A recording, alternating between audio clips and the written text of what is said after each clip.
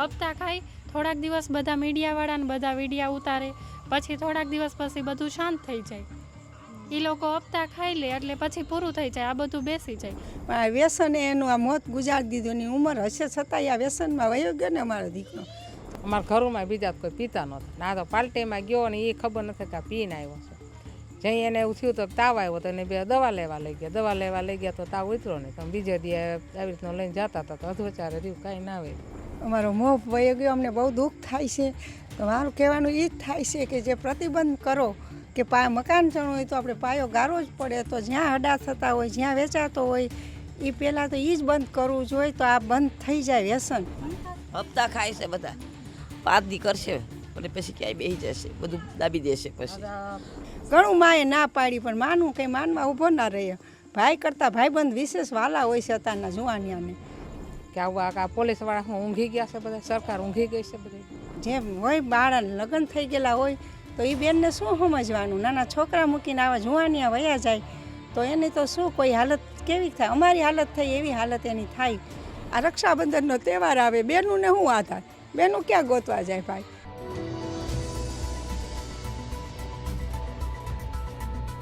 ગામમાં, સીમમાં, ઘરમાં ક્યારે બી દારૂની વાત આવે તો મહિલા સૌથી પહેલાં આક્રોશ જતાવે અને મહિલા સૌથી પહેલાં એવું કહે કે આ બધું બંધ કરાવો. એ કોઈ બી હોય, સારો દારૂ, ખરાબ દારૂ, એ ખરાબ જ છે. એટલે પરિવાર બહુ બધાના વિખેરાઈ ગયા છે ને બધા જ લોકો એ પરિસ્થિતિઓમાંથી ક્યારેક નીકળ્યા છે કે દારૂએ કેવી રીતના પરિવારો ખરાબ કર્યા છે. તો આ ગામમાં જ્યારે આવ્યા તો પરિવાર સાથે તો વાતચીત કરી, પણ બીજા બધા મહિલાઓ પણ ખૂબ આક્રોશિત છે. એમનું બી કહેવું છે કે આ તો કેવી રીતના ચલાવી લેવાનું. શું નામ છે તમારું? દશરથભાઈ ગોહિલ છે, એના કાકી થાવ છું. અમારો મોહ વયો ગયો. અમને બહુ દુઃખ થાય છે. તો મારું કહેવાનું એ જ થાય છે કે જે પ્રતિબંધ કરો કે મકાન ચણવું હોય તો આપણે પાયો ગાળવો જ પડે. તો જ્યાં હડા થતા હોય, જ્યાં વેચાતો હોય એ પહેલાં તો એ જ બંધ કરવું જોઈએ. તો આ બંધ થઈ જાય વ્યસન. આ તો અમારા મોટી વિધવા તકતા છે અને મોટી ઉંમર થઈ ગઈ. હવે એનો સહારો કાંઈ રહ્યો નથી, એનો મોહ વયો ગયો. તો નાની ઉંમરના જેમ હોય બાળાને લગ્ન થઈ ગયેલા હોય તો એ બેનને શું સમજવાનું? નાના છોકરા મૂકીને આવા જુવાનિયા વયા જાય તો એની તો શું કોઈ હાલત કેવી થાય? અમારી હાલત થઈ એવી હાલત એની થાય. તો મારું કહેવાનું આને સહાય આપો કાંઈક. સરકાર બધાને સહાય આપે તો આની સહાય આપી. અને રહેવા ઘર નથી, કયા આધાર જીવે હવે? અને આ સરકાર બધે પહોંચી ન શકે તો ગામના સરપંચ છે, મંત્રી છે, આગેવાનોને બધાય ગુજરાતમાં એવું કામ સોંપવું પડે કે જે પાર્ટી કરતા હોય કે આ મિટિંગ કરતા હોય તો એ ગામના એનું ધ્યાન રાખે ને એનો દંડ લે. જે મિટિંગ કરે, પાર્ટી કરે એનો દંડ કરે. કે અમારો દીકરો ઘરે હૂતો તો એથી ના ફોન આવ્યો અને આ મિટિંગમાં વયો ગયો, એને ખબર નહોતી. તો માં કે માનું તો હાલતું નથી આ જુવાન આગળ. ઘણું માએ ના પાડી પણ માનવું કંઈ માનવા ઊભો ના રહે. ભાઈ કરતાં ભાઈબંધ વિશેષ વાલા હોય છે અત્યારના જુવાનિયાને. તો એ વયો ગયો. આ અમારા વિધાતાના એના લેખ હશે તો આટલી ઉંમર એની રહી. પણ અમે આ જુવાનિયાની જિંદગી બચાવવા માટે અમે એટલું જ કહેવી છીએ સરકારને કે આ બધું પ્રતિબંધ કરો. જ્યાં દારૂ તો શું સ્થિતિ છે ગામમાં વેચાય? ગામમાં વેચાય તો અમે કંઈ જોવા ન ગયા હોય. હવે એ તો કંઈ અમને ખબર ન હોય. એ સરકારે તપાસ કરવી પડે ને ગામને. આ બધું બંધ કરવું જોઈએ. એટલે ખબર પડી કે આ પીધો અને આવી રીતનું થયું. અમે બીજા ક્યાં ઉકાળતા હોય, ક્યાં પાડતા હોય, ક્યાં વેચતા હોય, અમને કાંઈ ખ્યાલ ના હોય. અમારા ઘરોમાં બીજા કોઈ પીતા નહોતા. ના તો પાર્ટીમાં ગયો ને એ ખબર નથી કે આ પીને આવ્યો છે.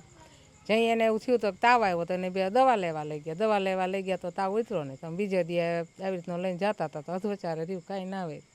હવે ખબર હોત કે આમાં આવી રીતનો દગો કરેલો છે તો અમે એવું ના કરત. કે આવા પોલીસવાળા હું ઊંઘી ગયા છે બધા, સરકાર ઊંઘી ગઈ છે બધી.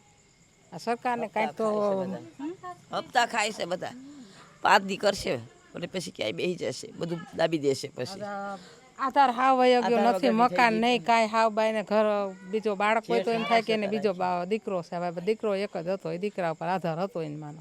આજે આ બધાના કામ કરીને ઘરનું ગુજરાન ચલાવે. તમારી જે ઉંમર છે તમે તો જીવનનો તડકો છાયો બહુ જોયો છે, બહુ બાળકો મોટા બી કર્યા છે તમે આજુબાજુને બધાને.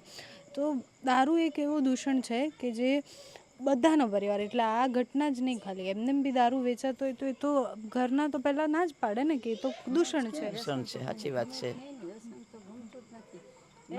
બાથાયું કરીને આવા દીકરા લીધા હોય, દીકરાને શું કરવાને? આપણે માને એની ઉંમર પ્રમાણે એની રક્ષા આધા લાકડી હોય કે આપણા દીકરા આપણને જાત્રા કરાવશે, આપણે એને પરણાવશું, આપણે એને મોટો કરશું, પણ આ વ્યસને એનું આ મોત ગુજારી દીધું. એની ઉંમર હશે છતાંય આ વ્યસનમાં વયો ગયો ને અમારો દીકરો. તો કાલના નવજુવાનને આવરી તો વયા જશે તો આ વિધવા તકતાયું કરશે શું મહિલાઓ? તો સરકારને આવું બધું ધ્યાન દેવું તો પડે જ તે. એનો આધાર શું રહે? પછી સરકાર એક્સિડન્ટ થયા હોય તો લાખો રૂપિયા આપે, આ આપે તે આપે, તો આને તો શું આપશે? કંઈક સહાય તો આપવી તો પડશે જ તેને. અમારી તો એ જ ઈચ્છા છે કે અમારો આ ન્યાય તો સરકાર ધ્યાનમાં લે.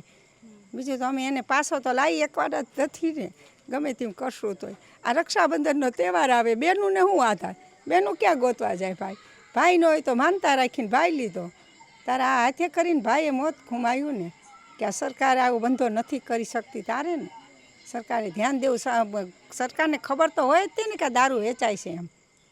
નહીં ખબર હોય તો પછી એને આવું ધ્યાન દે અને આ પ્રતિબંધ મૂકવું જોઈએ હપ્તા બધા. ખાય છે ને ખોટા હપ્તા ખાય. થોડાક દિવસ બધા મીડિયાવાળાને બધા વિડીયા ઉતારે, પછી થોડાક દિવસ પછી બધું શાંત થઈ જાય. એ લોકો હપ્તા ખાઈ લે એટલે પછી પૂરું થઈ જાય, આ બધું બેસી જાય. કૌભાંડ તો અમારા માટે જ તે અમારો જ આ પહેલો કેસ હતો. અમારા લીધે ભાવનગરમાં કૌભાંડ થયું હતું. મારો ભાઈ બપોરનો ઓફ થઈ ગયો તો એની લાશ અમને હોઈપી નહીં. સવારે વહેલા 5 વાગે હોઈપી લાશ અમને, કારણ કે અમારા લીધે આ કૌભાંડ થયો. કે આવું કંઈ થયું છે એમ. એટલે દારૂ આ બધે બંધ થાય, ગામો ગામ બધે બંધ થાય. આ દારૂ બંધ થાય, સરકાર બંધ કરે તો આગળ હાલે. કાંઈ આ ઘરના કોઈનું હાલવાનું જ નથી. આ ક્યાંય બાળક બહાર જાય, કામે જાય, ત્યાંથી આ પીવા વયા જાય, કોને ખબર હોય? પણ બનતો હોય તો પીવા જાય ને. આ સરકાર ધ્યાન દે તો કાંઈ ના. સરકારની જ બેદરકારી છે આ. એટલે તંત્રને આપણે અનેકવાર નિષ્ફળ થતા જોયેલા જ છે. અને દારૂબંધીના કેસમાં તો મારે તમને શું કહેવું ને, તમે જોતા હો તમને પણ બધાને ખબર છે. એટલે હું આ એક વિડીયો દારૂ પર મૂકું તો તમે બધા નીચે કમેન્ટ્સમાં કહેવાના જ છો કે તમારા વિસ્તારમાં ક્યાં દારૂ વેચાય છે. એટલે બધાને ખબર છે કે ક્યાં વેચાય છે, શું થાય છે, બંધ કેમ નથી થતું, એ કારણો વધારે મહત્ત્વના છે. એટલે આ ઘટના પછી તો હવે 24 કલાક, 48 કલાક, 2 દિવસ, 5 દિવસ, 10 દિવસ બધા એક્શનમાં હશે. બધા જ બધું જ બંધ કરાવી દેશે. પણ એ 10 દિવસ પછીનો કોણ વિચાર કરશે? 10 દિવસ પછી શું? હા, એટલે 10 દિવસ પછી શું થશે એનું તો કોઈ વિચારતું જ નથી. એટલે હજી આપણે એક રાહ જોવાની કે આવી બીજી કોઈ ઘટના બને, પછી આપણે એવું વિચારીશું કે ના, હજી આમાં કંઈક કડક કરવાની જરૂર છે. આપણે દર વખતે લોકોના મૃત્યુ થાય, જ્યાં સુધી 10-12 લોકોના મૃત્યુ ના થાય ત્યાં સુધી આપણી આંખ કેમ નથી ઉઘડતી?